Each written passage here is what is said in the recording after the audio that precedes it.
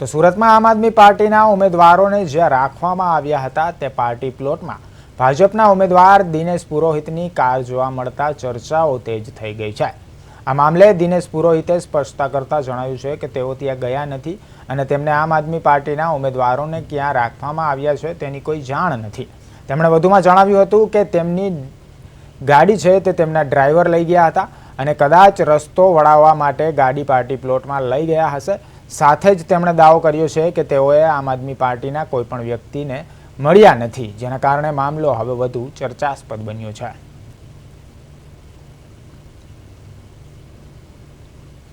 મને તો હમણાં હું મારી ઉમેદવાર તરીકેનો આઈ કાર્ડ લેવા અહીંયા આવ્યો અને ત્યારે નીચે ઉતરતા પત્રકાર મિત્રોએ મને કીધું કે કોંગ્રેસ પાર્ટીના સંજયભાઈ રામાનંદીએ ઉમેદવારી પત્ર પાછું ખેંચ્યું। ત્યારે મને ખબર પડી તમારા વિડીયો વાયરલ થયા છે, સીસીટીવી પર દેખાય છે કે તમારી ગાડી જે નંબર છે તમારી ગાડી એ જ ફાર્મ હાઉસમાં જાય છે જ્યાં આમ આદમી પાર્ટીની મીટિંગ ચાલે છે।